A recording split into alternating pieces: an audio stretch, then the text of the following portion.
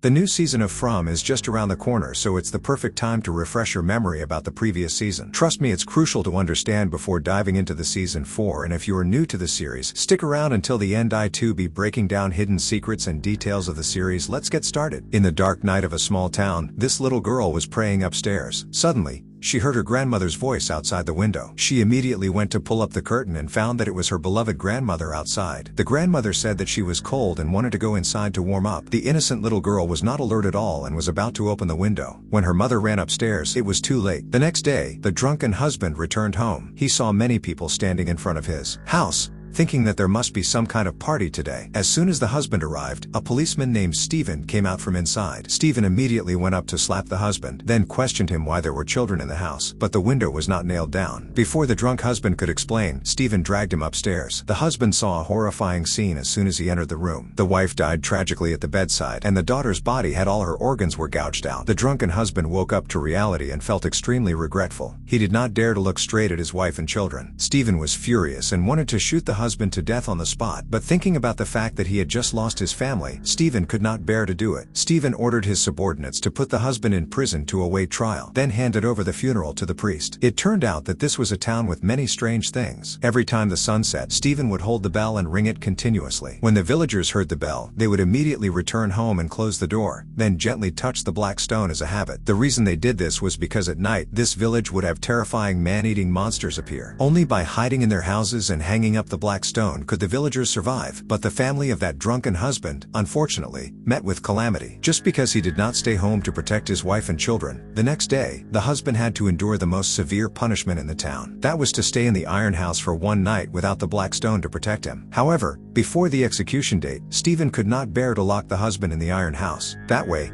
he would definitely be eaten by the monster. Stephen discussed with the priest, planning to spare the husband. Stephen thought that the believers of the merciful God would support him, but unexpectedly, the priest firmly opposed, because if the husband was not punished, the iron house would not be enough to deter the people. The village would definitely become a place full of fear. Stephen was helpless when he heard what the priest said. He could only curse and leave the church, but Stephen still did not give up. He returned to the house where the husband was being held, secretly throwing him a blessing stone. Hoping that the stone could save the husband's life, Stephen decided to go and ask the villagers to spare the husband. But the husband had lost his wife and children, so he didn't want to live anymore. He returned the stone to Stephen and said that he was willing to accept the punishment. At this point, Stephen knew that there was no way to save him. After the sunset, the husband entered the iron house under the villagers' gazes. Stephen looked at him regretfully one last time and then closed the door. When locking the door, Stephen intentionally added another layer of lock. When the night was gradually falling, everyone quietly returned home. Only the husband was left trembling alone in the iron house. He looked outside and saw that there was no one there, so he breathed a sigh of relief. But the peace did not last long. Monsters had begun to gather around the house. The sound of talking and laughing surrounded the iron house. They even transformed into the form of his dead wife and daughter, causing the husband's will to gradually collapse. He sat down on the ground and burst into tears. Immediately after, the monsters destroyed the and ate him. The next day, the town held a funeral for that family. But at this time, a strange mobile car arrived in town and attracted everyone's attention. The family of 4 in the car also noticed the strange eyes of the villagers. The man mustered up the courage to get out of the car and ask for directions, but no one answered him. Until the man met Stephen. Jim asked for directions to the highway. Stephen asked him back that if he was bringing his family. Jim answered yes and saw Stephen was stunned for a few seconds. Then Stephen's expression became a bit unnatural and he said that just go straight. Jim thanked him and left. Jim's family continued driving through the dense forest. However, after driving for a while, Jim found himself returning to the village. Jim thought he had accidentally gone in a circle. He tried to drive forward again. However, this time, he still returned to the village. Jim's family began to worry. They decided to turn around the car, intending to return to the old road. However, while driving, they encountered another black car driving in the opposite direction. The two cars lost control and crashed into each other. As a result, Jim's family was thrown into the bushes by the roadside. The owner of the black car was also seriously injured. The man tried to walk into the village to ask for help. He was then taken to the infirmary to have his wound bandaged. Although it was almost dark, Stephen still decided to go into the forest to save Jim's family.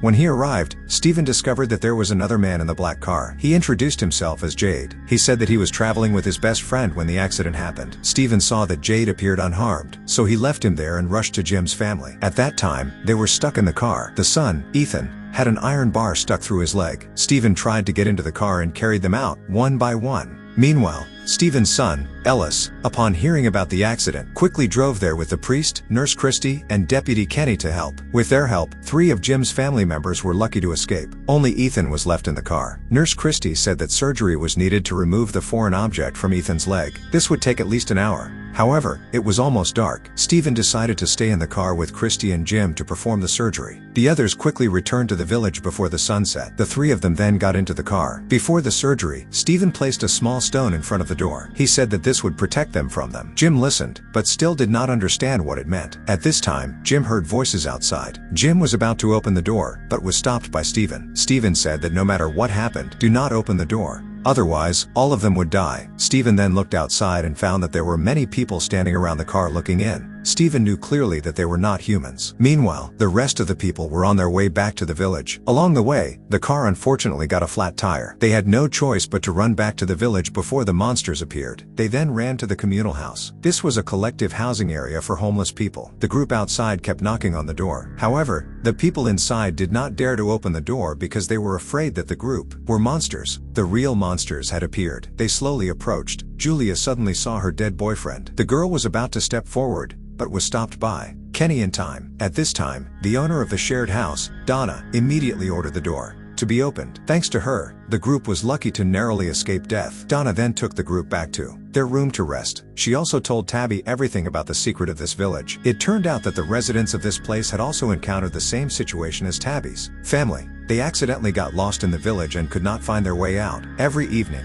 monsters would appear in the forest in the form of dead relatives. They would lure the people in the house to open the door. After that, the monsters would torture and eat their organs. The only way to stop the monsters is to put a stone in front of the door. The monsters will not be able to enter when they see it. A few hours ago at the infirmary, the man driving the black car was lying down to recover. Suddenly, a strange girl appeared. She was Sara, a resident of the village. The man did not understand what Sara was doing here. Suddenly, she took an iron bar and stabbed it into the man's throat, causing him to die instantly. After killing the man, Sara looked scared. She kept mumbling as if she was talking to someone. At night, when the nurse came in to check, she saw a horrifying scene. The nurse was about to run out when she discovered that the door had been wide open for some time. The monsters quickly entered. The nurse was scared and ran down to the basement to hide. The next morning after a busy night, Nurse Kristi finally performed a successful surgery on Ethan. The boy was temporarily out of danger. Jim's family also reunited, thinking that everything had been resolved smoothly. However, when entering the infirmary, the villagers discovered that the nurse had died. She had been eaten by monsters. Kenny couldn't believe his eyes. Kenny's father had also been killed. He was sick, so he went to the infirmary for treatment. Unfortunately, he became a victim of the monsters. Kenny was extremely angry. He didn't know why the infirmary door was opened in the middle of the night. Meanwhile, Ethan was lying in the communal house recovering. Suddenly, he saw a boy about his age, wearing a white outfit, standing outside the window. Ethan then stepped outside and saw an old man. He was Victor, the first person to set foot in this town. Every day, Victor went to the side of the house and measured something by himself. Ethan asked Victor if there were any boys living nearby. Victor said there were no other children besides Ethan. Ethan was about to ask more when Julia called him into the house. Julia felt that there was something strange about the old man. That afternoon, the villagers gathered together to welcome the new residents, who were the Jim family and a man named Jade. Jim was given the house which Stephen handed over, where the mother and her daughter had just passed away before. However, Julia did not want to live with her parents. She wanted to live in a shared house with friends her own age. Julia had long disliked her family. Tabby tried to persuade her, but it was completely useless. Meanwhile, Jade had not found a place of her own, so Deputy Kenny let him stay at his house for a few days. But the next day, Jade accidentally discovered a secret underground cellar. As soon as she stepped down, Jade was horrified to see a rotting corpse. However, when he looked back, the corpse had disappeared. Instead, a strange-shaped symbol appeared on the wall. Jade hurriedly ran to Kenny to warn him. However, when the two of them returned, everything had returned to normal, just a normal cellar. Jade said that he had seen the corpse with his own eyes. However, Kenny just thought that Jade was lightheaded. Anyone who had just arrived at this village would have headaches and an unstable mind. Kenny then showed Jade the mystery of the village. Kenny said that the residents here had all lived in different places, even thousands of kilometers away. However, for some reason they had all wandered into the same village. Perhaps this place was not on the map at all, but was just a mysterious dimension that had not been explored. At that moment, the radio on the table suddenly made a noise. Kenny said that it happened often. However, Jade immediately ran to hug the radio and quickly left.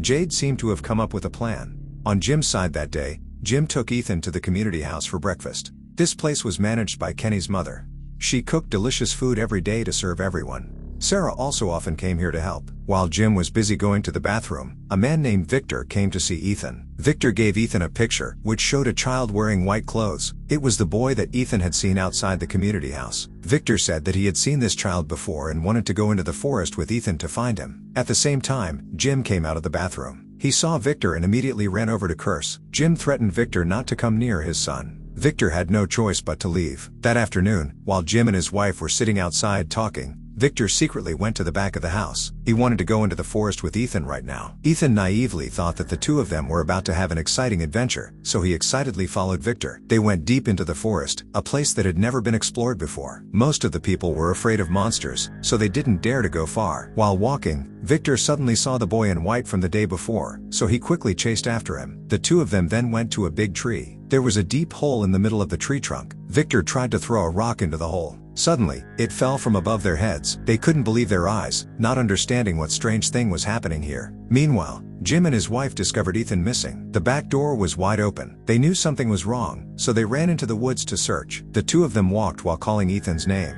The noise woke up the pack of hounds in the woods. They surrounded Jim and his wife. In the critical moment, a gunshot rang out, causing the hounds to run away. It was Victor who had secretly brought a gun with him for defense. Jim was extremely angry and wanted to rush in and kill Victor. However, because Victor had a gun, he did not dare to act rashly. After the trip, Victor returned to his house. He brought out the pictures he had drawn before, including pictures of the hounds. Memories suddenly flooded back. Many years ago, Victor was the first person to set foot in this village. At that time, he was still a boy. When he arrived, he saw corpses all around. They were being eaten by the hounds. Victor suddenly discovered a boy in white. The boy happily sat playing on the swing, then disappeared without a trace. That memory made Victor remember forever. He always wanted to find out the truth about who that mysterious boy was. The next day, Jim's family went to the public house to have breakfast again. While everyone was chatting happily, Sara suddenly felt a great pain in her hand. Not long after, the words, "Kill the child," appeared on Sara's arm. Sara looked at Ethan in panic. After that,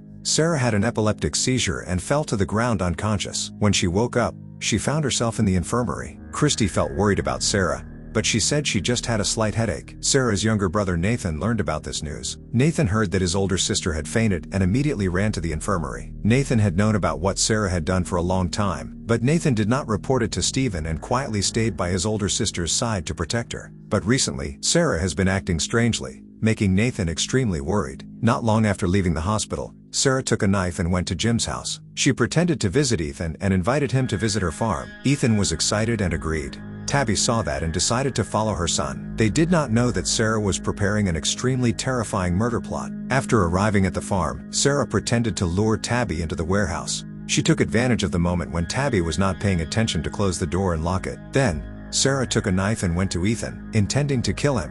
However, Nathan returned home in time. Seeing this scene, she immediately ran to stop her. While the two were struggling, Sara accidentally slashed Nathan's neck. Nathan only had time to say a few words before quickly dying. At this time, the villagers heard the scream and ran over. Sara hurriedly ran into the forest. The incident was quickly exposed. Jim angrily scolded Stephen for always causing trouble for his family. Stephen said that he had sent people to look for Sara, but there was no trace. By nightfall, Sara would definitely be eaten by the monsters. As the days passed, no one saw Sara anywhere. Everyone thought she had died in the forest. However, no one expected that Sara was locked in the basement of the priest's house. It turned out that a few days before, Nathan had secretly gone to the priest and told him everything his older sister had done, including the fact that Sara heard a strange voice in her head. The priest felt that this matter was not simple, so he secretly locked Sara in the basement to ask some more questions. Sara said that when she first arrived in this town, she heard a strange voice in her head. It said that if she did what it said, the villagers would soon return home. Sara thought it was true, so she did it, even doing the evil things she didn't dare to think of. After hearing it, the priest looked doubtful.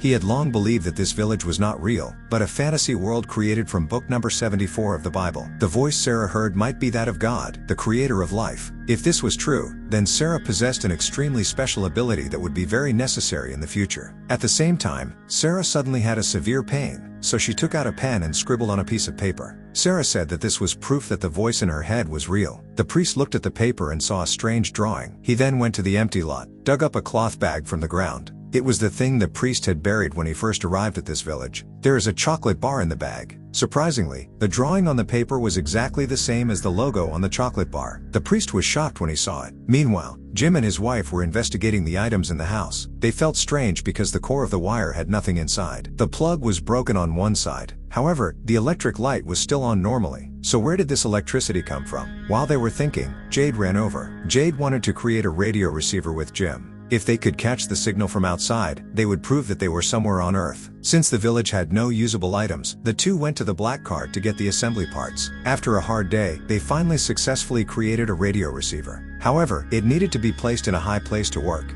Jim quickly climbed up the big tree to place the radio receiver. Jade, who was standing below, suddenly discovered the tree was bleeding. Looking up, he was horrified to see it full of dead bodies. The same strange symbol appeared on the tree trunk as the day before. At the same time, a soldier appeared from behind. He held a gun and threatened Jade, causing him to run into the forest. Jade didn't know how far she had run, but when he looked back, he saw Jim in front of him. The surrounding scenery also returned to normal. Jade was scared and ran away. As for Jim, after placing the receiver on the tree, he turned it on to use it. However, after a while of broadcasting his voice outside, there was still no response. Jim returned home in frustration. Going down to the basement, he found Tabby digging a hole. She said that all the house's electrical wires led underground. There must be something hidden underneath. Meanwhile, Jade was sitting in the restaurant, constantly drawing the strange symbol he had seen on the tree trunk. At this moment, Kenny's mother appeared. She looked at the symbol and realized she had seen it somewhere. Kenny's mother then led Jade into the storage room. There, they discovered that the strange symbol was very similar to the one in an ancient book. The mystery was gradually revealed. That night,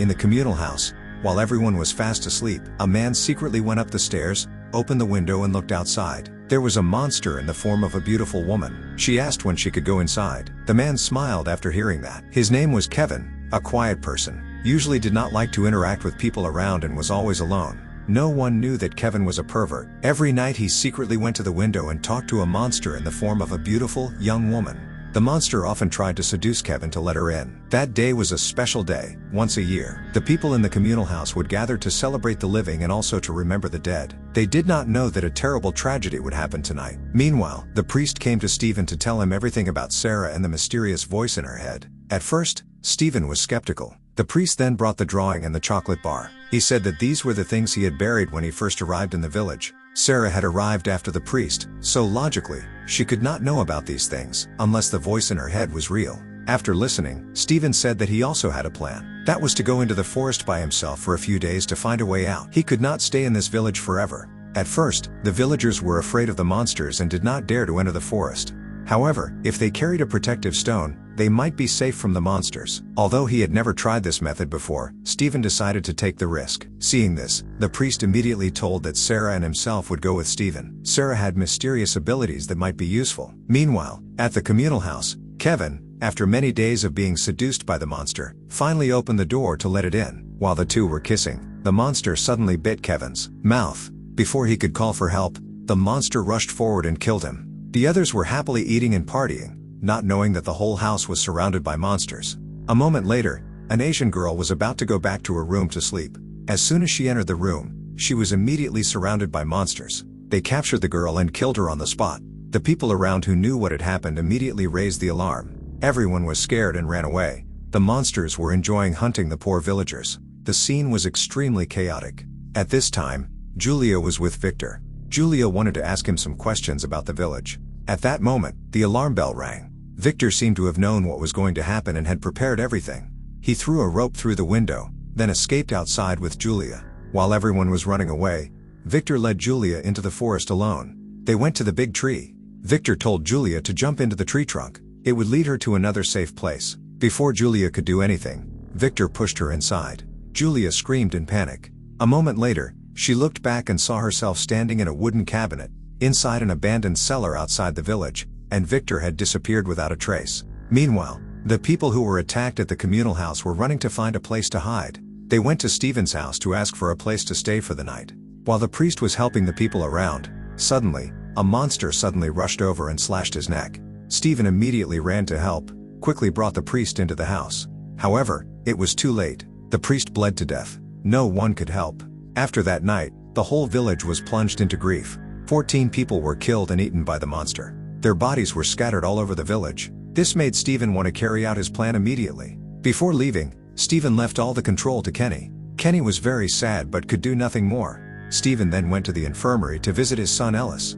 After yesterday's incident, Ellis was lucky to only be slightly injured. Ellis had not been close to his father for a long time. He still could not forgive Stephen for the incident in the past. The past suddenly came back. Many years ago, when Stephen was taking his wife and Ellis on a trip, they were blocked by a large tree. After searching for another way, the three of them accidentally got lost into the village. At that time, the people here had not found the protective stone. Their lives were extremely difficult. Food and water were very scarce.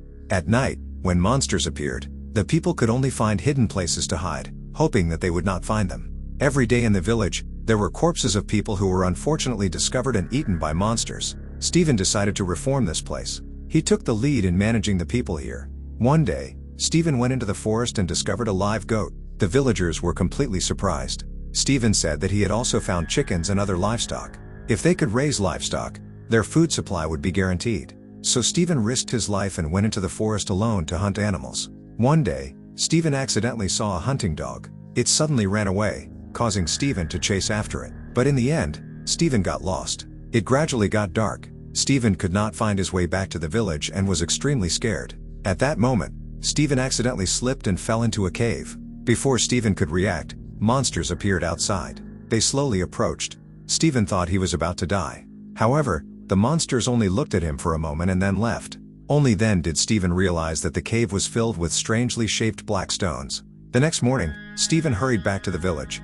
As soon as he arrived, he heard gunshots. It was Stephen's wife. She was holding a gun and attacking the people around her, saying that this place was just a dream. Only by dying could she return to reality. Stephen hurriedly took the gun and ran over to ask her to put it down. The wife couldn't believe it when she saw her husband alive, thinking that she was dreaming.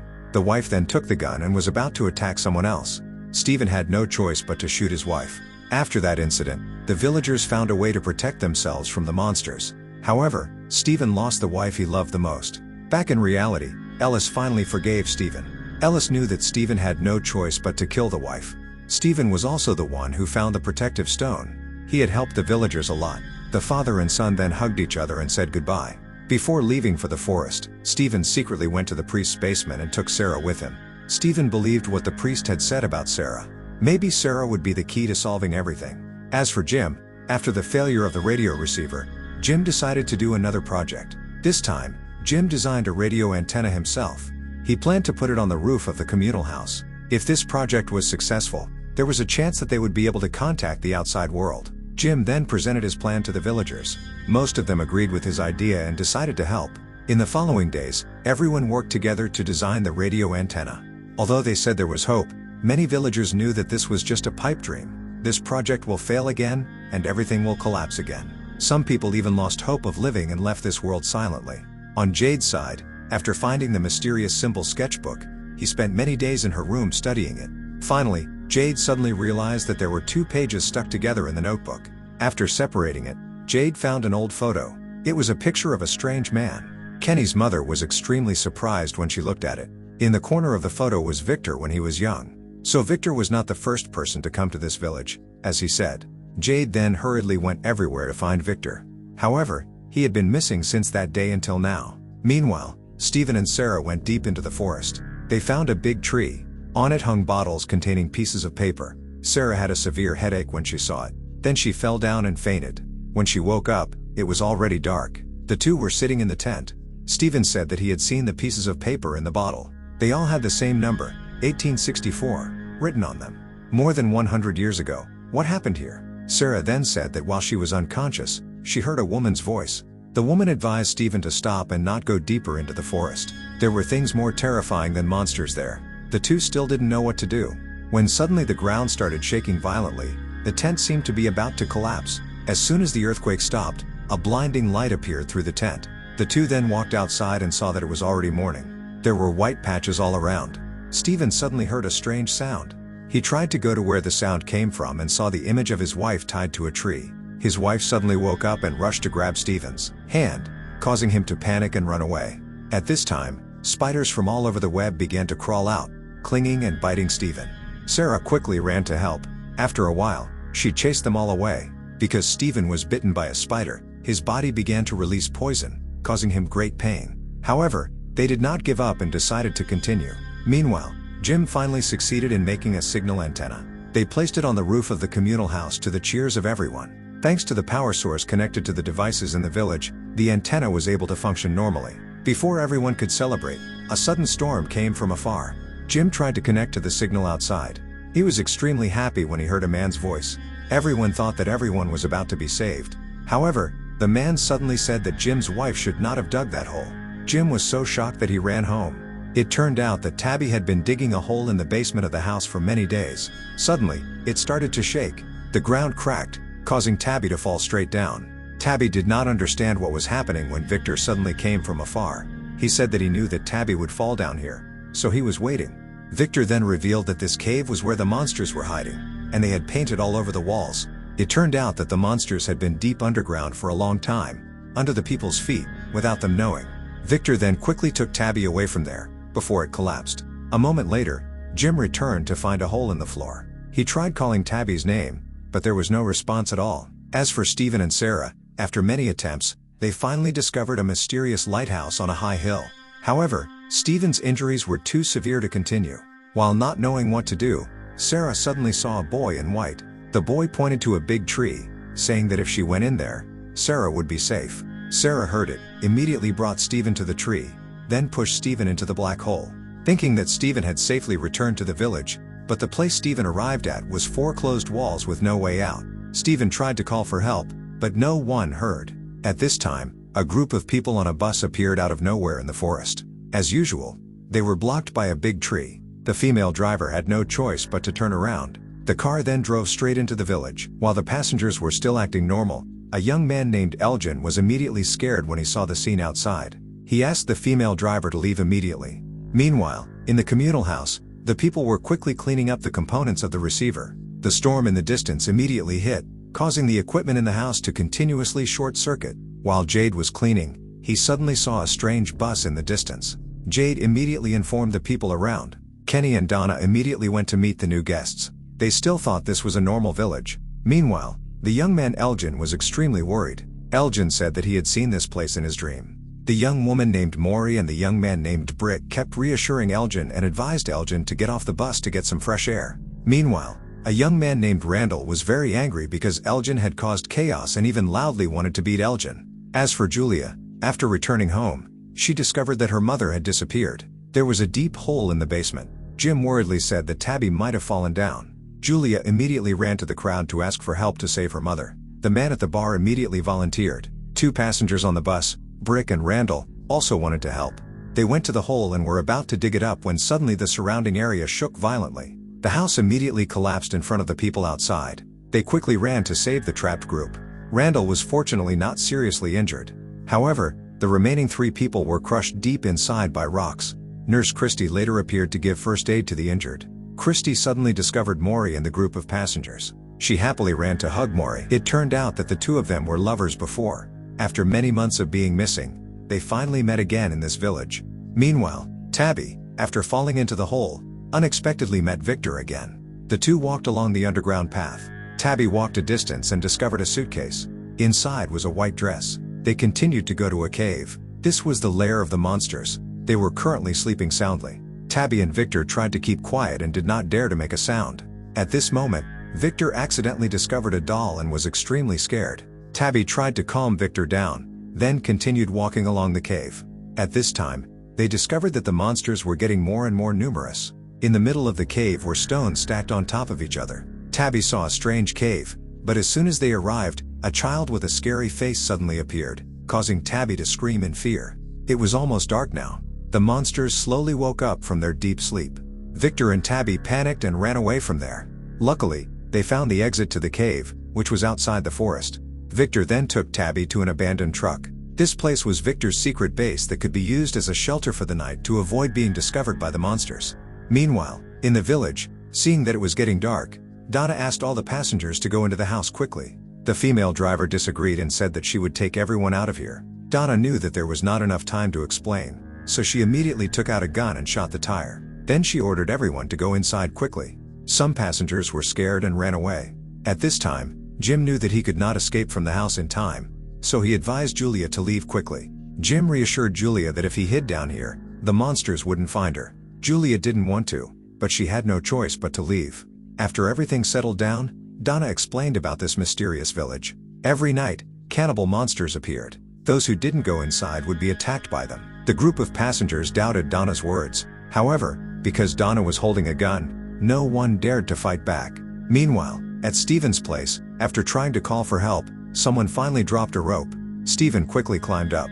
Only then did he discover that he was locked in a cellar. Nearby was an old man tied up. Around him were many corpses in similar binding conditions. Stephen tried to ask the old man. However, the old man said that he had been tied up here for so long that he couldn't remember anything. Stephen wanted to free the old man. However, the chain was too tight to open. The old man then revealed that he was once a townsman. The monsters were not the most dangerous thing.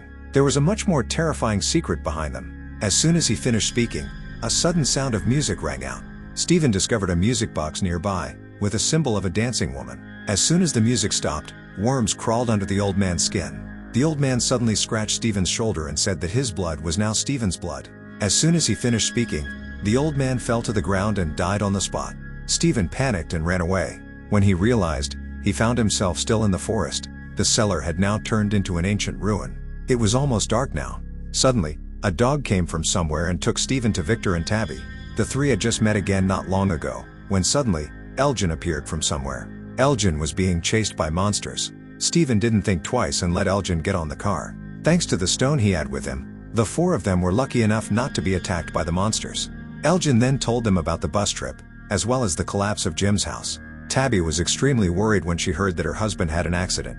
Meanwhile in town, Ellis and his girlfriend were trying to find the passengers who had run away.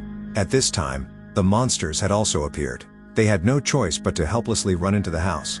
The unfortunate passengers were being chased by the monsters. They were naive and didn't know what was happening before their eyes. These two passengers found a house. They had just entered for a short while, when they heard a voice outside asking them to open the door. The two unsuspecting passengers followed suit. Meanwhile, at the bus stop, a monster found an old couple hiding behind the bus. The monster showed interest before pouncing on the two unfortunate victims. Outside, screams echoed everywhere. Randall wanted to go out to check, but was immediately stopped. Randall suddenly snatched Kenny's gun and ordered the people around to put their guns down. While everyone was still wondering what to do, there was a sudden knock on the door. Kenny quickly snatched the gun back and subdued Randall before he could cause more trouble. Outside, Jim and the bar owner were hiding under the house, trying not to make any noise. Suddenly, a young man named Brick woke up.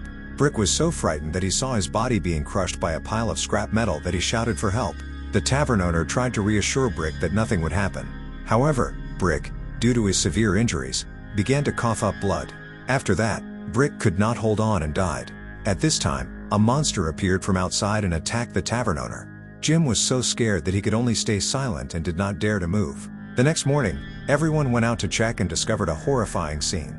The tavern owner's body was lying in the middle of the yard. His stomach had been removed. Julia was worried about Jim and ran to the house. She breathed a sigh of relief when she learned that Jim was still alive. Jim was then quickly taken to the hospital to treat his injuries. Tabby's group had also returned to town at this time. Jim was extremely happy to see his wife alive. They hugged each other tightly. Meanwhile, the female driver, after witnessing her passengers being brutally murdered, believed what the villagers said. Stephen then appeared to explain the rules and welcome the newcomers. Randall was still angry about yesterday, so he didn't want to cooperate. However, Stephen only said a few threatening words, making Randall scared and obeying. Jade, after learning that Victor was still alive and in the village, went to see him, asking about the strange circular symbol he found in the notebook. However, Victor was scared as soon as he heard it. Victor said he didn't know anything about it and quickly left. After the house collapsed, Jim's family had nowhere to stay. Kenny's mother therefore let them stay at her house for a few days. Tabby and Julia then went to the warehouse to find some clothes to stockpile. But when the two left, Tabby suddenly saw two strange-looking children standing in the distance, staring at her. The story did not stop there. When she arrived at the front porch, Tabby found her son Ethan sitting and playing with blocks. In particular, the symbol Ethan had arranged was exactly the same as what Tabby had seen under the cave. At this time, the two children appeared in front of Tabby, making her extremely scared. Tabby thought that this was related to the monsters, so she went to the cave outside the forest alone, arranged the stones into the shape of a symbol. Suddenly, from afar, a series of children appeared from somewhere and rushed to hug Tabby. Tabby was startled and panicked. When she looked back, the children had disappeared. Outside the village, Kenny and Ellis were looking for food when they suddenly heard a noise nearby. They went to check and saw a girl sitting against a tree, her head pierced by an iron bar. The strange thing was that the girl was still alive. Nurse Kristi ran over when she heard the news. The girl said she was one of the passengers on the bus. Last night, she and her husband went into a house and were lured by the monsters to open the door. They took the husband out, tortured him, and killed him, forcing the girl to witness everything. Kristi observed and discovered that the iron bar had pierced through the girl's head. It was a miracle that she was still alive. However, there was no emergency equipment in this village. They had no choice but to let the girl die as gently as possible. Then Stephen appeared and used all his strength to remove the iron bar from the girl's head. After the girl screamed in pain, she finally died. The next day, when Kenny went to the priest's house to get some things, he suddenly heard a noise in the basement. Kenny went down to check and was surprised to see Sara hiding underneath.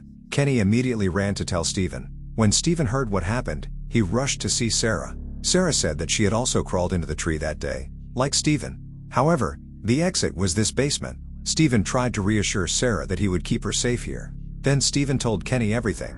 He asked Kenny to keep this a secret and not tell anyone. But when Stephen just stepped out of the house, he felt extremely dizzy.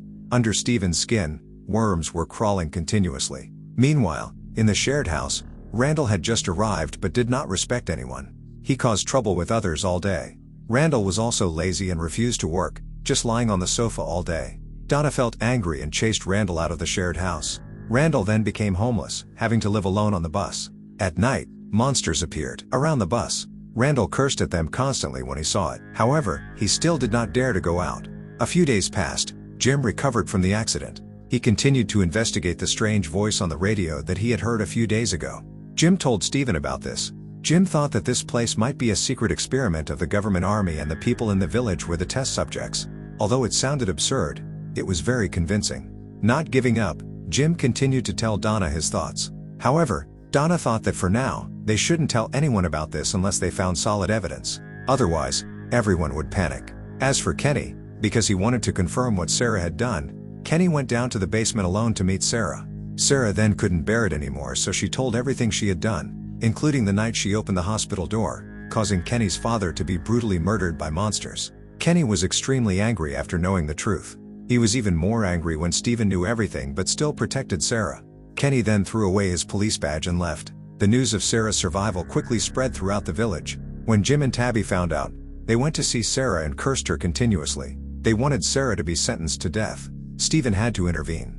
Stephen thought that Sara was an important factor connected to this village. Sara could be an important figure who could help everyone escape from here. Jim and Tabby were relieved when they heard that. Although Sara was accepted to stay in the village, no one wanted to get close to her. Everyone thought that Sara was a madman who killed her younger brother. Sara returned to the old house to find Nathan's belongings. However, this place now had a new owner. They said that all of Sara and her younger brother's belongings had been thrown into Kenny's mother's warehouse. Sara had no choice but to go to the restaurant to meet Kenny's mother. Sara apologized for what she had done. Kenny's mother was very angry but still returned the package. Then she told Sara never to come here again. When Sara just stepped out, Kenny saw her. Kenny rushed over and grabbed the package from Sara's hand and threw it all on the ground. Sara tried to take back Nathan's old commemorative statue. However, Kenny immediately snatched it and smashed it into pieces. Kenny warned Sara never to appear in front of him again. The people around saw it but no one came to stop it. Only Elgin came to help collect the belongings. At this time, on Jade's side, after the radio station construction plan failed, Jade stayed alone in the house for the next few days, researching ways to escape the village. Jade often saw illusions of the mysterious man in the picture. He even saw a strange bleeding symbol.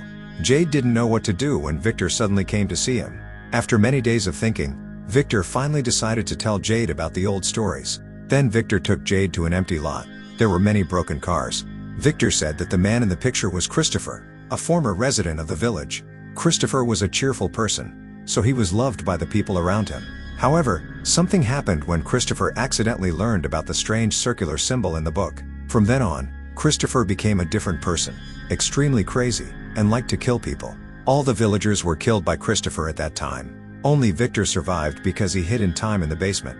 Victor advised Jade not to try to understand the circular symbol if you don't want to be corrupted. Meanwhile, at Stephen's place, he went to the priest's old house. He found that the furniture had disappeared. In the middle of the house was the strange music box that Stephen had seen in the basement. The music box played a song with a scary melody. A girl appeared and danced from somewhere. Stephen just walked closer and was suddenly scared by the girl, causing him to wake up. Stephen found himself at Kenny's mother's house again. Kenny saw that Stephen looked tired, so he helped him home. On the way, they saw the yellow leaves on the trees gradually falling. This had never happened before in the town. Suddenly, Stephen's arm was in pain. There were strange worms under his skin. The scary music from earlier was playing again. The girl appeared from the basement. However, it seemed that only Stephen could see her. Stephen turned around and saw that the girl had disappeared. A few days later, due to the arrival of new guests, the food in town was increasingly scarce. Donna estimated that they only had about a month's worth of food left. The storm had damaged the vegetables badly, and it would take time to grow a new crop. The scarcity of food also caused arguments among the people in the house.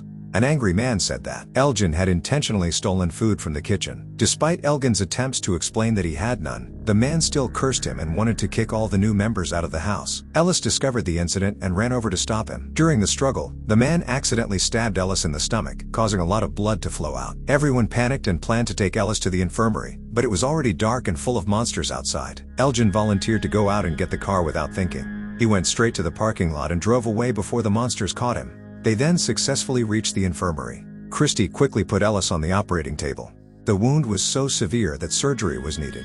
However, due to the lack of blood reserves, more relatives were needed to draw blood. Stephen wanted to save his son, but he was worried that the terrible thing in his body would infect Ellis. At this time, the worms emerged again, causing Stephen great pain. He suddenly thought of a plan and ran outside alone, facing the monsters. Stephen used his knife to slash the monster's neck, then used his blood to press on the wound. Stephen felt the worms under his arm gradually transmitting to the monster. The monster initially laughed gleefully, not understanding what was going on, but suddenly its entire body changed and screamed in pain. The other monsters no longer cared about Stephen. He took the opportunity to run back into the house. At this time, Stephen's blood had returned to normal. Thanks to the timely blood transfusion, Ellis's surgery was also a success. The next morning, when everyone went out, they found that the monster from yesterday had died. Everyone wondered if the worms in Stephen's blood could kill these immortal monsters. Kristi wanted to bring the monster's body inside to perform an autopsy to see what was inside the monster. They then placed the monster's body on the operating table. When she opened its belly, Kristi was shocked to see that the monster had the same structure as a human body, except that the internal organs were all withered as if it had been dead for a long time. Then Kristi stabbed the gallbladder, and a yellow liquid flowed out from inside.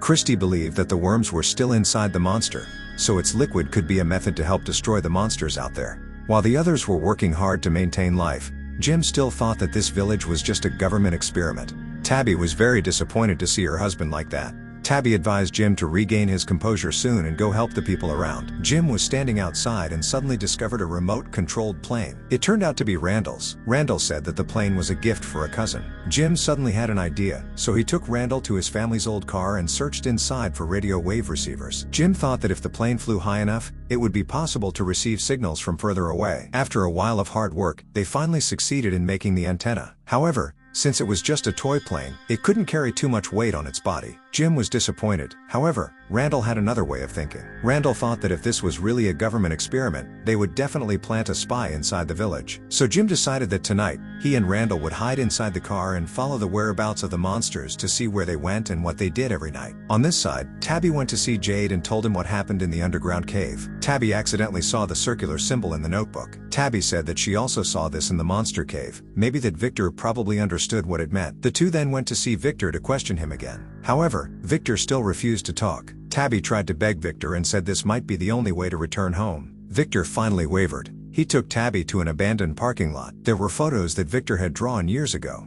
As soon as he looked at the photos, memories from the past suddenly came flooding back. It turned out that Victor was not alone when he came here, but also had a younger sister. However, on that fateful night, Victor was so scared that he could not protect his sister, causing her to die a brutal death. Tabby looked through the photos and discovered a drawing of a strange tower. Victor said that it was a place where children were being held. Victor's mother considered that only by saving these children that they could escape the village. Meanwhile, in the village, strange things began to happen. Elgin was bathing in the bathtub when he suddenly heard a strange music. A music box suddenly appeared in front of him. Before Elgin could understand what was happening, he was pulled under the water. A effigy with a scary face appeared in front of Elgin. As for Kenny, when he just got home, he heard the phone ringing. Inside was a man's voice. The other party kept repeating the same sentence. They touch, they break, they rob. No one here has freedom. As long as the music is still playing, they will never stop. Kenny did not understand what was going on. He looked at the pot of soup that was cooking on the stove. Inside were thousands of cicadas flying. Suddenly one of them flew over and bit Kenny's arm. He woke up with a start. Turned out to be just a dream. However, when Kenny looked at his arm, he found that it was bruised right where the cicadas had bitten him earlier. At this time, Stephen suddenly came to see Kenny.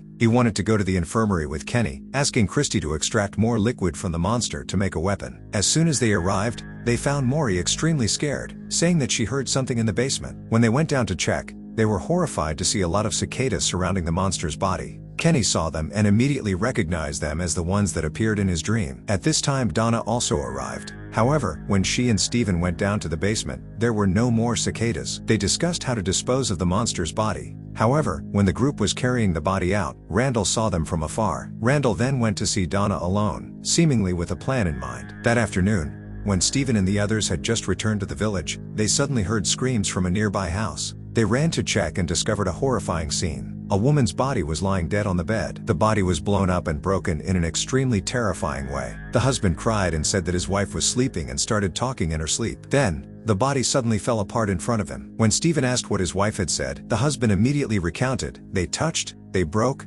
they robbed, no one here has freedom." Kenny was extremely surprised when he heard it. Those were the words the man had said on the phone. At this time, the people around were curious and gathered in front of the house. Stephen tried to calm the people down, asking everyone to return home before it got dark. Meanwhile, Jim went into the woods alone to meet Randall as promised. There, Jim discovered that Randall had taken Donna hostage.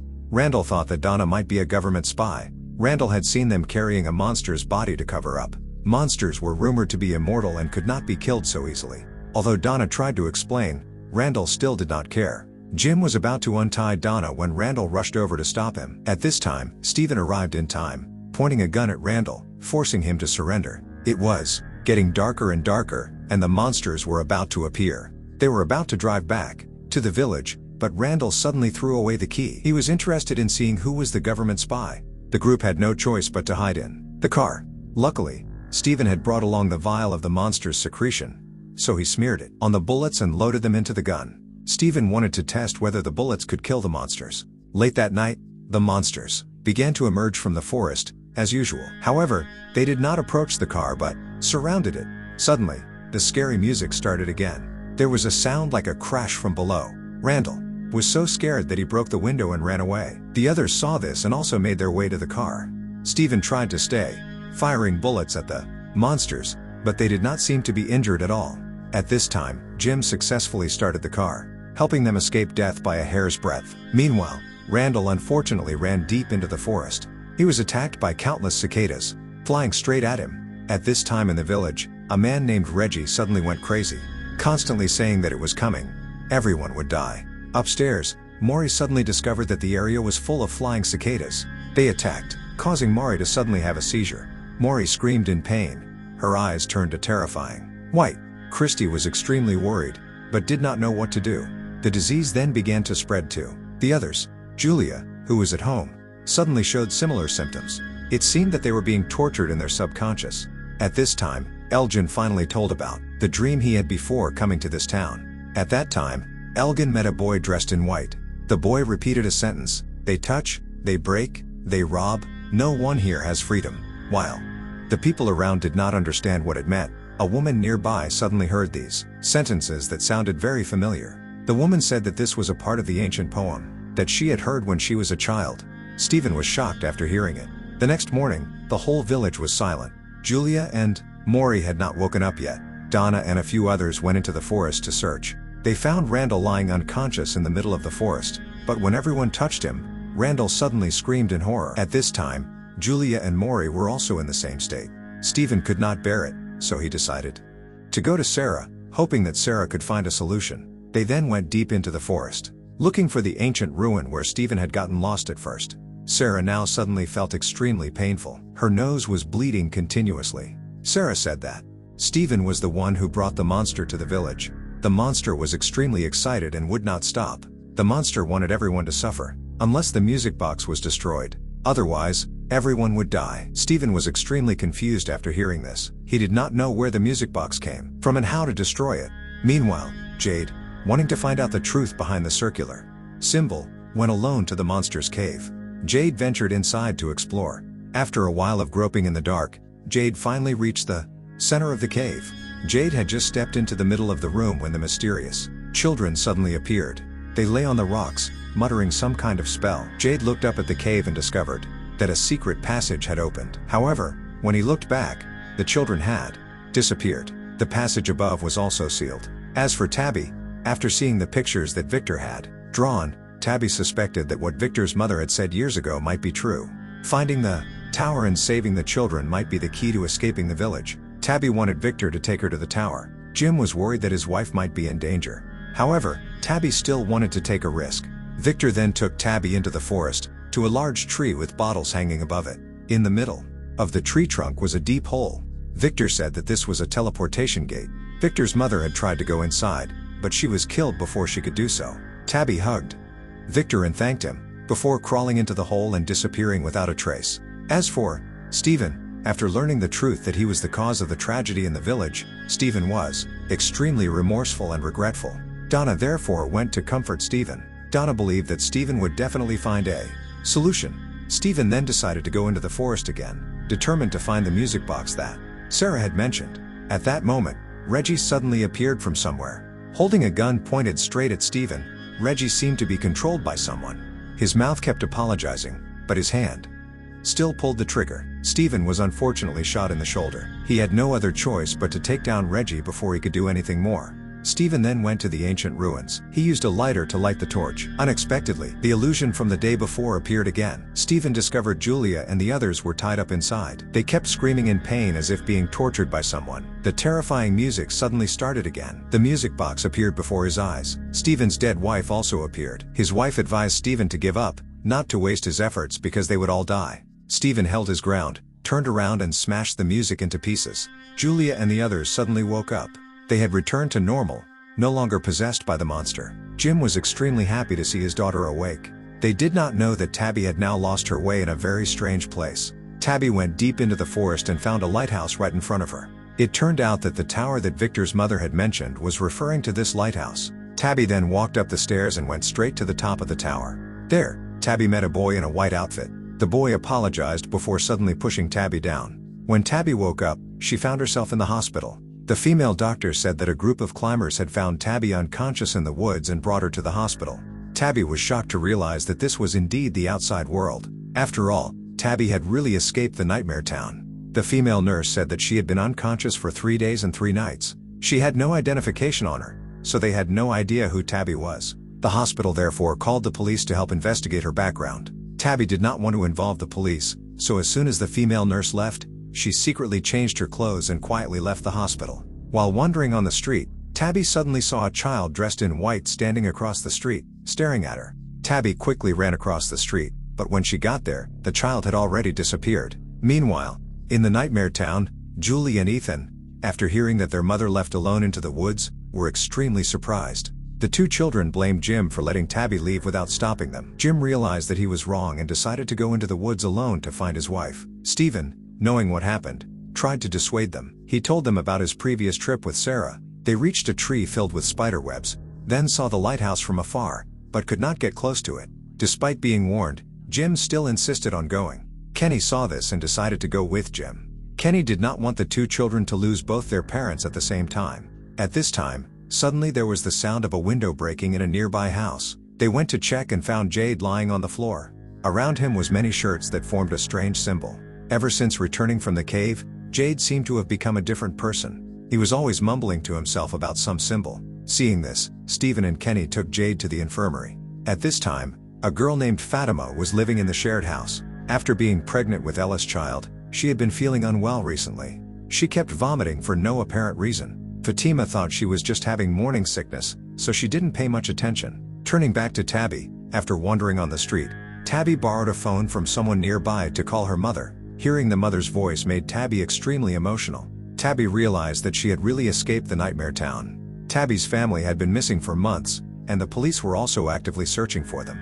Tabby wanted to go back to her mother, but thinking about her family still trapped inside the town, Tabby decided to find a way to go back there again to rescue them. Meanwhile, Jim had packed his things and was going into the woods to find his wife. Kenny went to the restaurant to say goodbye to his mother before leaving. Kenny didn't know that this would be the last time he would see his mother. After the storm, the town started becoming strange. All the vegetables were damaged, causing a serious food shortage. The townspeople went to Kenny's mother's house, broke into the warehouse to steal the remaining food. Randall even went to the barn to catch a goat to butcher. Victor and Ethan saw it and immediately ran to stop him. Victor then pulled out a gun and threatened him. Stephen saw this and quickly ran over to make peace. He thought that the cattle were the source of eggs and milk. If they were killed, the townspeople would quickly have nothing to eat. Randall left angrily when he heard this.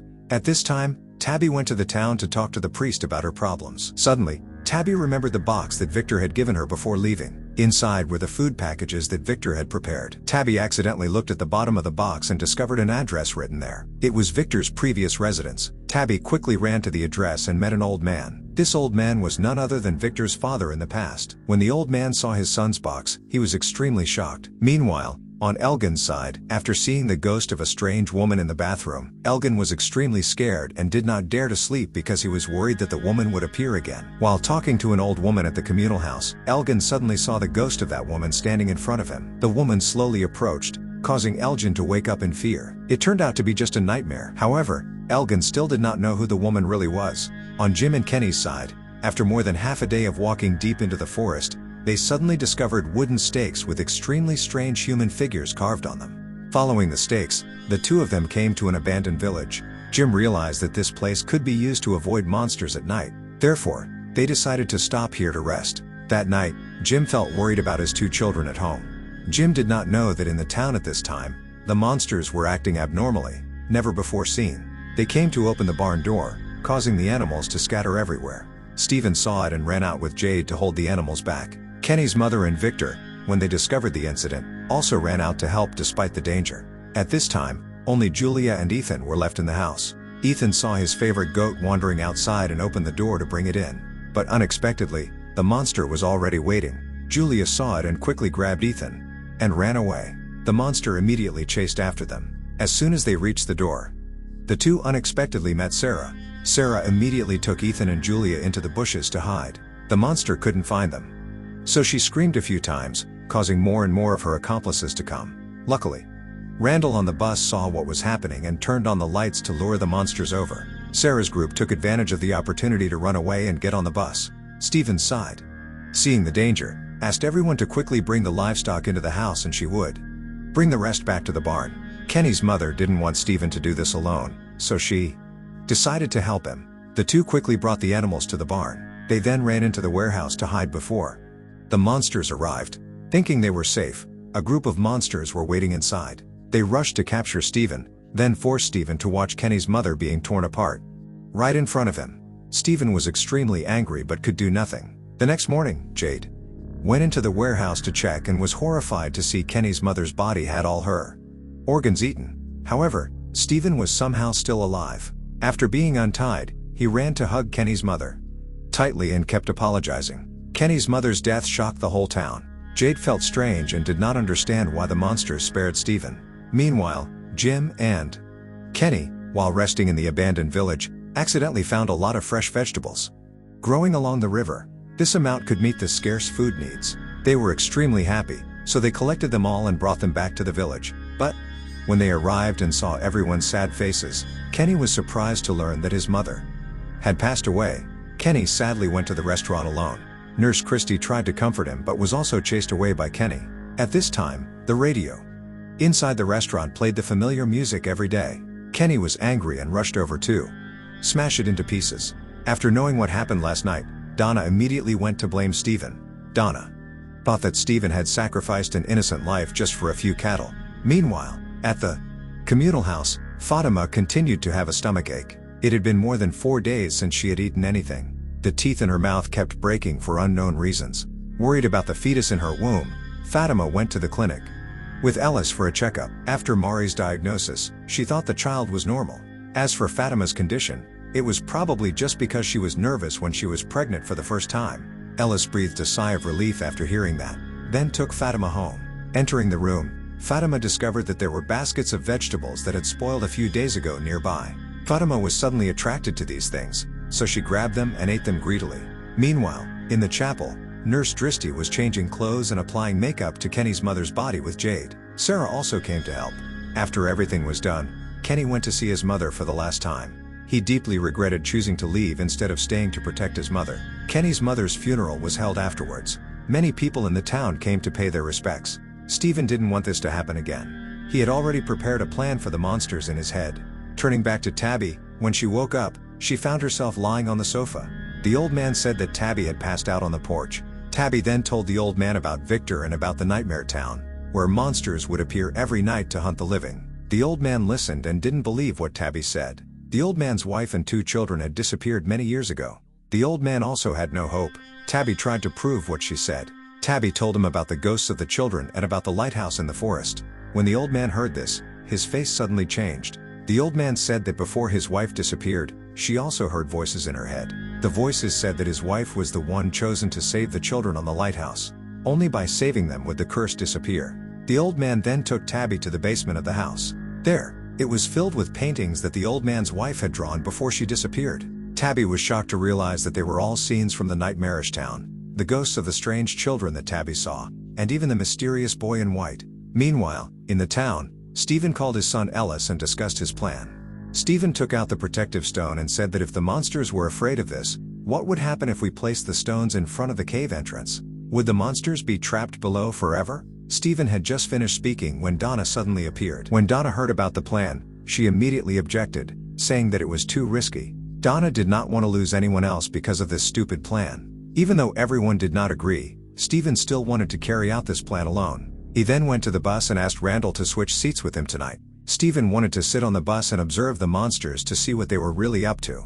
As for Fatima, her strange behavior became more and more severe. Every time she smelled food, Fatima felt nauseous. But then she ran out to the garbage pile in the yard, dug up rotten vegetables and ate them voraciously. Unfortunately, this scene was seen by an old lady in the communal house. Fatima was afraid that the old lady would tell the others about this. However, the old lady later went to see Fatima and tried to comfort her. The old lady thought that the strange behavior was just because Fatima was too worried about the pregnancy in her belly. To help Fatima feel more at ease, the old lady then suggested a tarot card reading. However, when Fatima asked if the baby in her belly was okay, suddenly a black crow from outside crashed straight into the window, then hit its head on the wall and died instantly.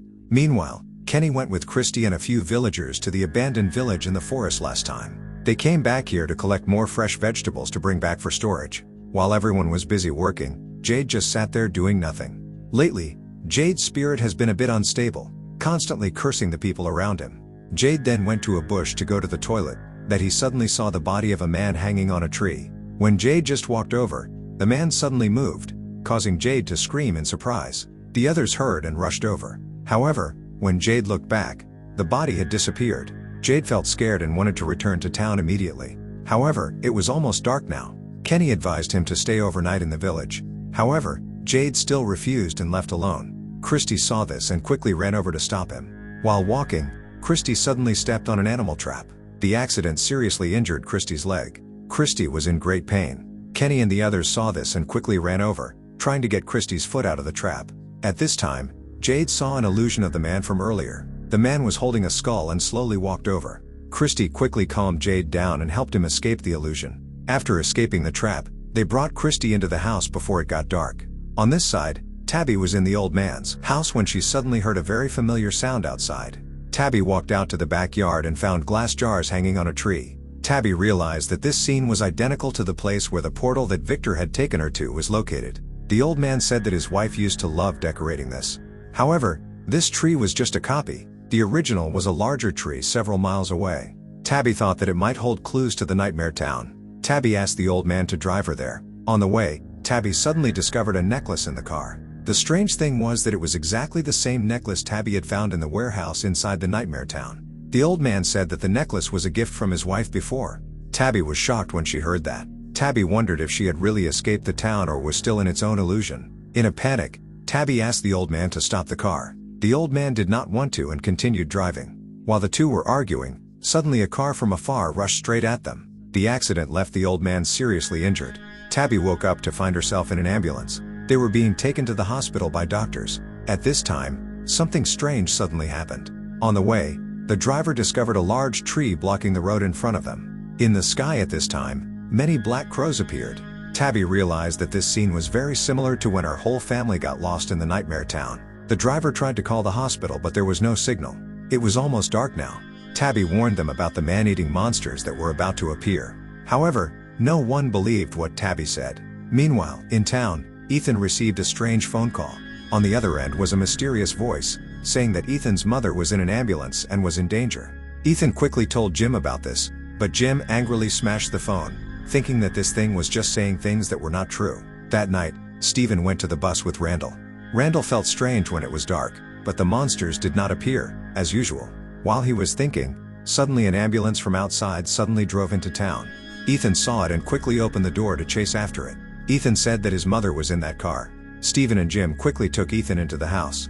Meanwhile, the driver was driving and discovered a girl lying unconscious in the middle of the road. Tabby realized that it was a group of monsters in disguise and warned them, but no one believed her. The policewoman also handcuffed Tabby to the car so that Tabby could not leave. The driver and the assistant then approached the monster. As soon as they arrived, it suddenly woke up and slashed them, killing them on the spot. Only the policewoman realized what had happened, but it was too late.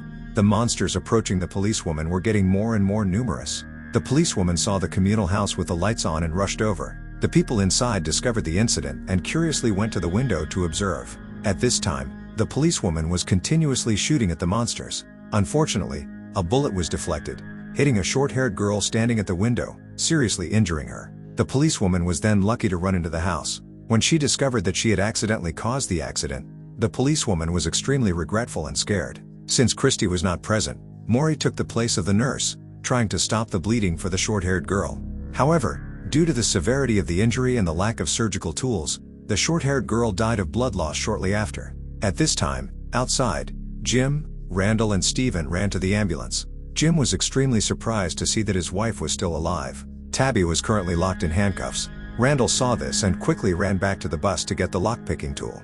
However, when Randall just turned back, he was suddenly blocked by the monsters. Randall quickly threw the tool to Stephen, but when he was about to run away, hundreds of cicadas appeared in front of Randall. Stephen gave the tool to Jim to open the handcuffs and then drove the car to the communal house, but he found that the key on the car had disappeared. At this time, a monster appeared, holding the key in his hand and giving it to Stephen, happily saying that Stephen could take it because they had Randall to replace him. Stephen looked back and found that Randall was surrounded by monsters. Randall was scared and cried for help, but Stephen couldn't do anything, so he grabbed the key and ran away, leaving Randall with the bloodthirsty monsters. The car then drove to the communal house. Stephen brought Tabby and Victor's father inside. Everyone was shocked to see Tabby after many days of being missing. Although she was injured and extremely tired, Tabby still tried to tell Jim about her journey outside. Tabby thought that the boy in white must have had some purpose in taking her out of town. On Elgin's side, while sitting alone upstairs, he saw the ghost of the mysterious woman. It suddenly turned its head and left. Elgin saw that and chased after it. Elgin heard the woman's voice as if she was trying to call for help. At this time, a man passing by bumped into Elgin. When Elgin looked back, the woman disappeared.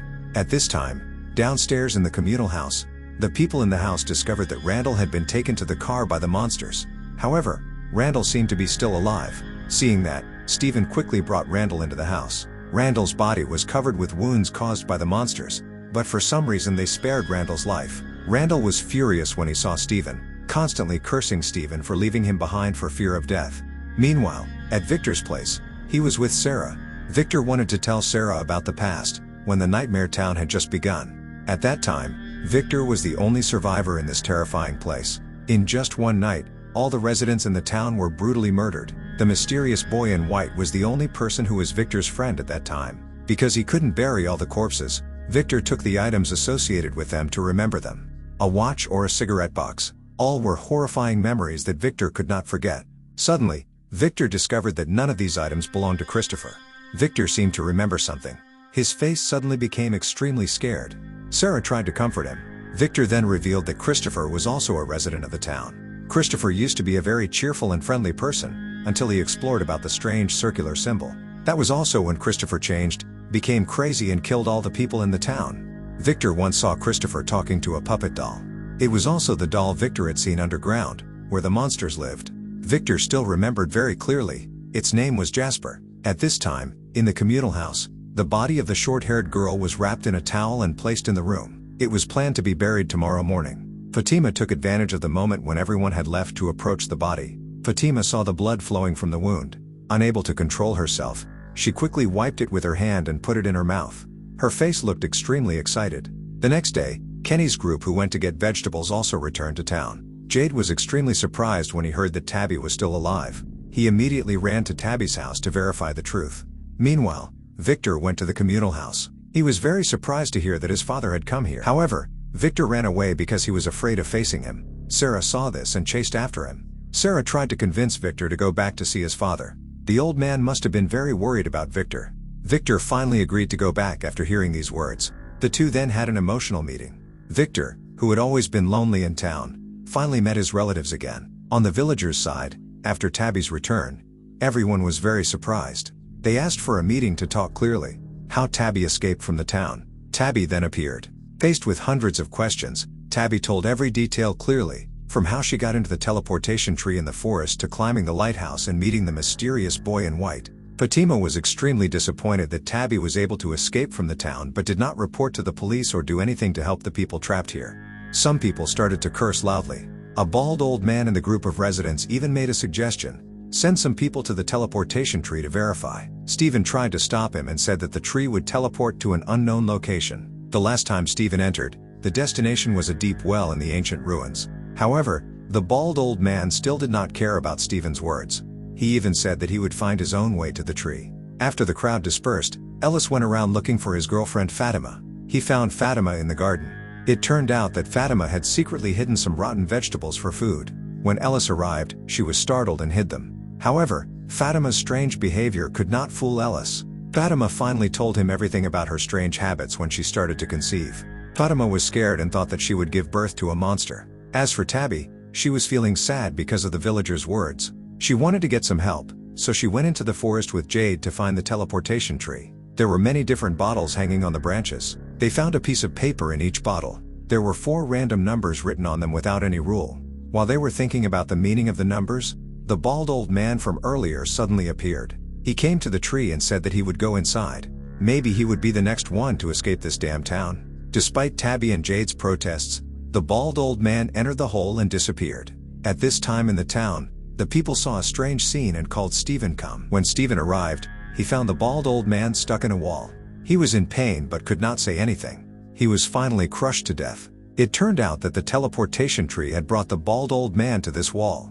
Just as Stephen said, the teleportation place would be an unknown location. The people around were very scared when they saw this. No one dared to think about going to that tree anymore. The unfortunate events that happened after returning to town made Tabby feel sad and always blamed herself. Tabby thought it was all her fault for giving the townspeople hope and then extinguishing it. Jim tried to comfort his wife but Tabby did not want to hear those words. The two then started arguing. Their relationship gradually lost its connection. The next morning, Tabby went downstairs and saw Ethan reading a book. Jim went to the abandoned village to get more food.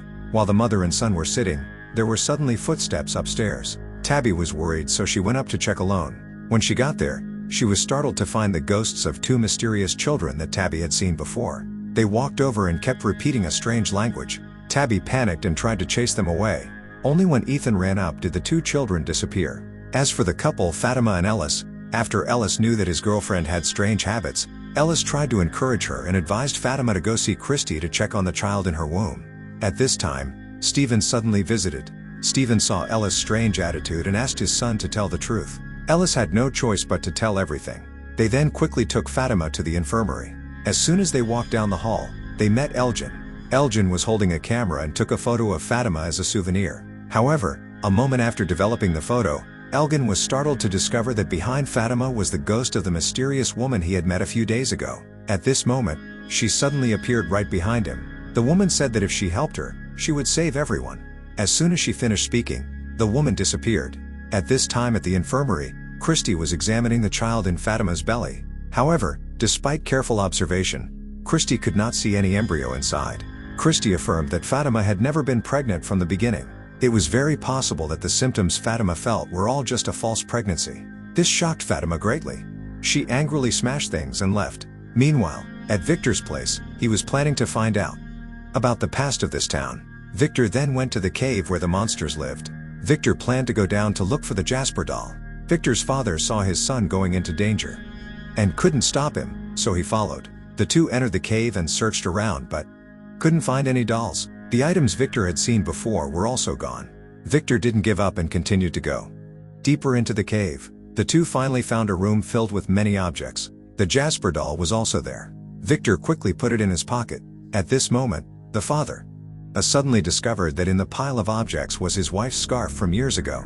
The father was so emotional that he accidentally made a noise that woke up the monsters. Victor saw this and quickly took his father away before the monsters caught up. The two then returned to the truck, Victor's base. Victor put the doll on the table and said that he had heard it talking to Christopher before about the origin of the Nightmare Town. If he could make the doll talk again, the mysteries of this town would be cleared up. On this side, Jade was still diligently researching the secrets related to the numbers in the bottles. Jade believed that these numbers were hiding some secret. Stephen said that the last time he went into the forest with Sara, he also came to a tree with many bottles hanging on. Jade was very surprised when she heard that and asked Stephen to take her there. After arriving, Jade realized that not only did the tree move, but there was also a place in the forest where bottles like this were hung. Jade quickly brought them back and started comparing. Jade discovered that the series of numbers in the bottles of the two trees were the same. While Jade was telling Tabby about these discoveries, Tabby suddenly saw a drawing of human-shaped wooden stakes in the forest where they found the abandoned village. Tabby was shocked to realize that these were the things that had appeared in her dream when she was a child. It turned out that not only Victor's mother, but Tabby herself had also been warned about this town in her dream, but Tabby did not know. Later, Jade took Tabby to the abandoned village in the forest. At this time, Jim and the others were harvesting vegetables there. Seeing his wife, Jim immediately ran to ask. Tabby told Jim everything. They went to the red rocks near the village. Tabby remembered that in her dream, she was hiding under these rocks. There was something scary chasing her and everyone else. However, every time she tried to look closely at that thing, Tabby woke up from the dream. Jade thought that if Tabby had really seen this town when she was a child, then it was no coincidence that Tabby's whole family was brought here. There must be some connection to this place. Jade thought that if Tabby had really seen this town when she was a child, then it was no coincidence that Tabby's whole family was brought here. There must be some connection to this place. Meanwhile, on Elgin's side, after repeatedly seeing the ghost of the mysterious woman in kimono, Elgin followed the woman's instructions to the basement outside the town. Elgin went down to search, but found nothing unusual. However, as he was about to leave, Elgin suddenly heard a strange sound nearby. Elgin went to check and discovered a mysterious door. Behind it was a dark and gloomy room. In front of the room was the dried corpse of a man. At this moment, the woman in kimono suddenly appeared behind. Elgin understood that this was where everything started. Meanwhile, in the town, a policewoman named Kostar, who had just arrived a few days ago, could not stand the fact that the people were just resigned. No one dared to stand up and find a way to leave this place. Kostar wanted to do something to help everyone. However, after hearing this, Kenny only advised Kostar to give up that idea. All the people here had tried everything, but none of them had really succeeded. Kenny, after losing his entire family, no longer wanted to leave. Julia, taking advantage of the time when her parents were not at home, went to see Randall alone. Since the day the monsters attacked, Randall had to stay at the infirmary to treat his wounds. Julia wanted to go for a walk with Randall. Julia suggested that the two of them try driving around the forest to get some fresh air. Randall thought it sounded reasonable, so he followed suit. However, on the way, Randall saw phantom cicadas flying around. They grew more and more numerous, making Randall panic and immediately running into the forest. Julia saw this and immediately chased after her. However, going deeper inside, Julia discovered the ancient ruins that Stephen had been to. Julia was curious and wanted to go there to check. However, Randall suddenly ran over and advised Julia to go back. Meanwhile, at the communal house, after Fatima learned that the pregnancy in her belly was fake, Fatima was extremely depressed and insisted that it was real. Fatima felt something moving in her belly. However, Ellis only advised his girlfriend to rest and calm down. Ellis then went to the kitchen and met the old lady in the communal house. The old lady saw Ellis' worried attitude and guessed that something had happened to Fatima. Ellis had no choice but to tell the old lady everything. At this time, in the room, Fatima suddenly felt extremely painful. Her stomach gradually tightened. Hearing the scream, Ellis rushed over. But at this time, her stomach had returned to normal. Ellis was worried and went to Kristi for help.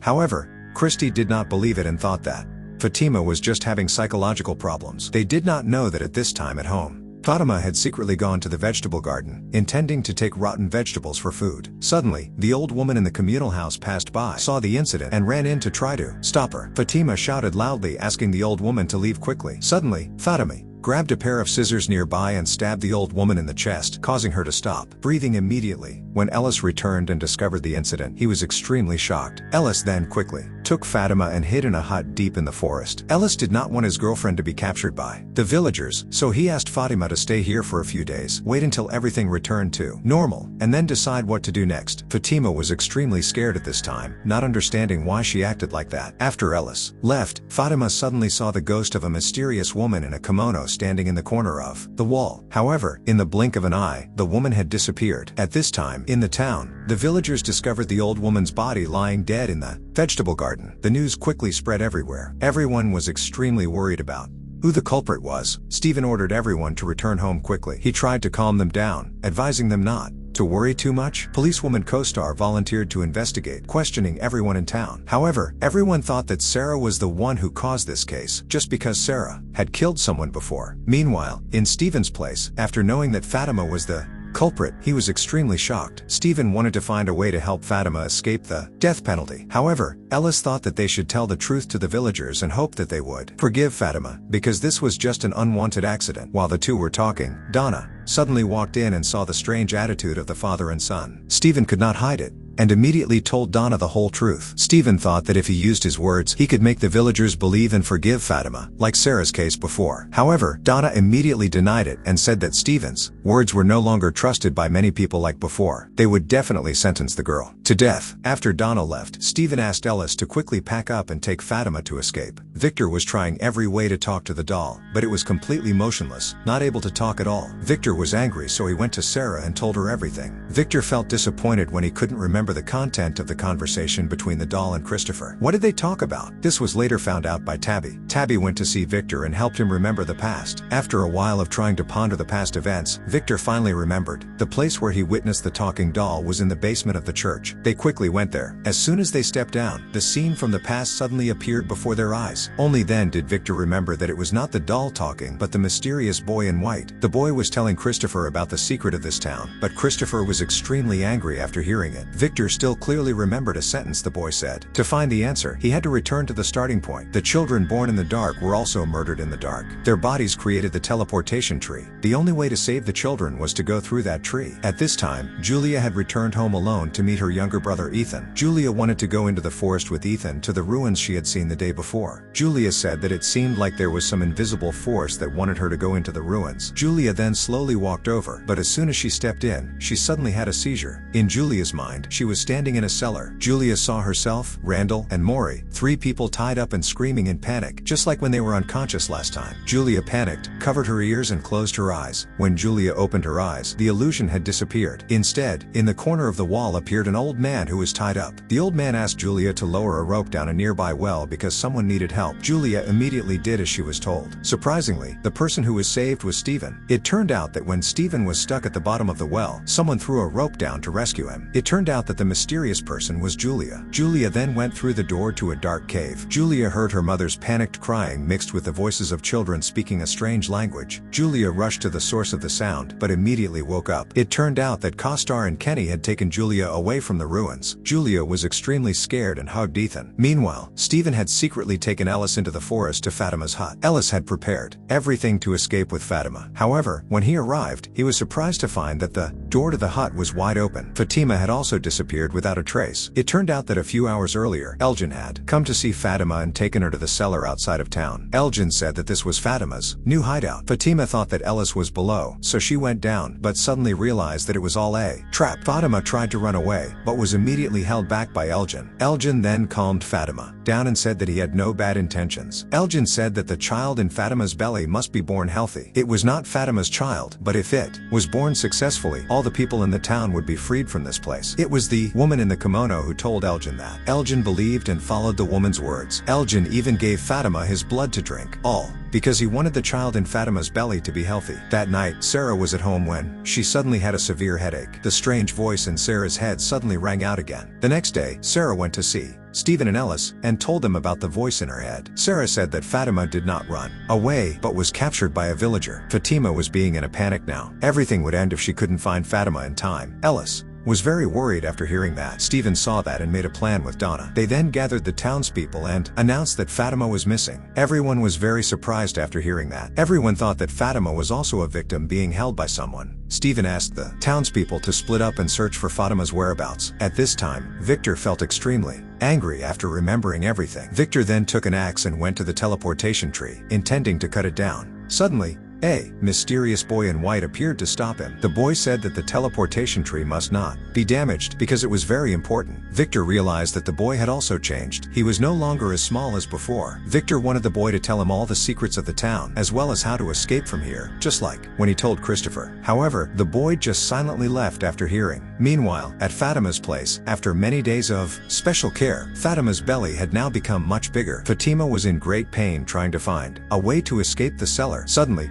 she discovered a secret door under the floor, but no matter how hard she tried, it wouldn't open. At this time, the ghost of a woman in a kimono suddenly appeared, walked over and covered Fatima's mouth with her hand. At this time, Tabby was with Julia outside the town to find Fatima's whereabouts. Suddenly, Tabby discovered in the distance, the ghost of a child was reaching out to ask Tabby to follow it. Tabby quickly chased after her to the secret cellar. When she went down, Tabby saw Victor there. Victor then recounted the whole story. After hearing the conversation between the boy in white and Christopher, Victor went home and told his mother everything about the children and the moving tree. After hearing this, the mother went to the tree alone and unfortunately became a victim of the monsters. Victor thought that it was his fault that his mother died. Tabby then went to comfort him, but as soon as she touched Victor, Tabby suddenly saw an illusion of Victor's mother's past, seeing his mother lost in the forest and being eaten by the monsters. Tabby was extremely scared and screamed. Victor quickly took Tabby home to rest. Tabby then told Jim and Jade about this. Tabby thought that the illusion she saw was probably the clue that the children were trying to convey.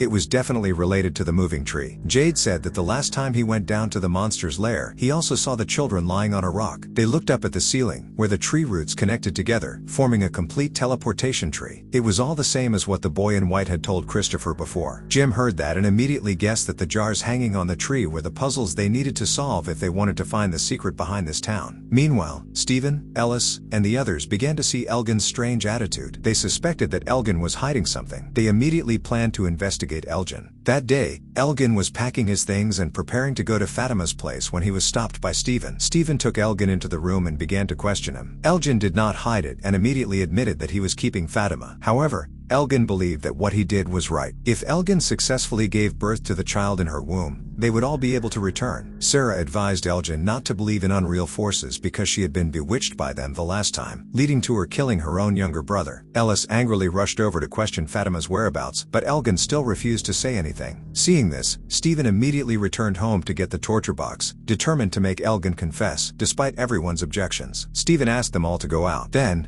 Stephen entered the room alone, tied Elgin up, and began to threaten him. Elgin was still stubborn. Even if he died, he would not say anything. Stephen angrily hit Elgin's hand with a hammer, causing Elgin to scream in pain. At this time, Kostar happened to pass by, heard the scream, and immediately ran up to check. Kostar was extremely angry when he saw the scene before him. Stephen then took Kostar out of the room and began to explain. At this time, Sara suddenly walked in alone to see Elgin. Elgin said that Stephen had helped him once, so this time Sara would not make things difficult for Stephen. After speaking, Sara immediately rushed to Elgin. A scream rang out.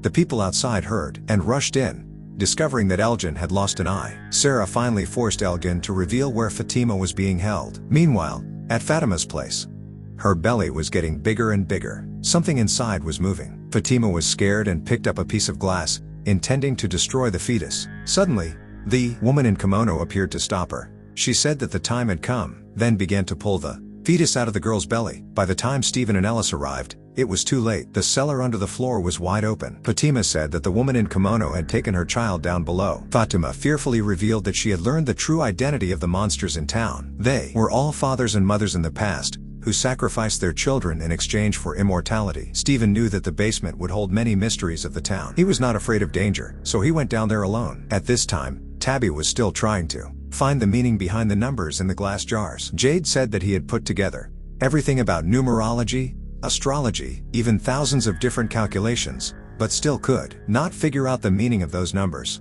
At this time, Jim suddenly had an idea about the 12 notes on the piano keyboard. The numbers would represent a note. Jade was surprised when she heard this. Jade did not think and immediately went back to open the pieces of paper to check. After trying to put them together according to the notes, Jade began to hum a strange melody that he had never heard before. Tabby suddenly had an idea. Try to go to the teleportation tree and hum this melody, to see if anything happened. The three of them then arrived. Jade started playing the piano and played a melody. At this moment, in the distance, the ghosts of mysterious children slowly appeared and walked towards them. But only Tabby and Jade saw them. A child walked up and knelt before Tabby. The child spoke a strange language again. But this time, Tabby seemed to understand it. Tabby couldn't hold back her tears and left. Jim was worried and asked Tabby. Tabby said that she recalled everything. The reason why only she and Jade saw the ghosts of children, as well as the reason why they were haunted by scary dreams, was because the two of them had been to this town once before. Tabby was Victor's mother and Jade was Christopher. They tried to save the children but failed, causing the two of them to be brought here over and over again, like a loop. Meanwhile at Stephen's place, when he went down the underground tunnel, he saw a horrifying scene. A woman in a kimono was standing around the monsters. In her hand was the embryo of a newborn baby. However, it suddenly moved. Its body gradually became larger. Finally the thing inside came out. It was none other than the monster that Stephen had killed and dissected. At this time, Jim's side in the forest was extremely shocked after hearing the truth from Tabby. Jim was standing when he suddenly heard Julia scream. Julia ran over in panic, saying that something had happened in town. They needed to run away as fast as possible. Before Jim could understand what was happening, a strange old man suddenly appeared from somewhere. The old man's eyes were just a deep black. Jim held a piece of wood and asked the old man to stay away. However, the old man still walked over, one hand tightly strangling Jim's neck. Julia tried to save her father, but was immediately knocked away. The old man whispered a familiar sentence into Jim's ear. Jim's wife shouldn't have dug that hole. Jim immediately recognized this as the voice he had heard on the radio earlier. Before he could react, the old man slashed Jim's neck, killing him instantly.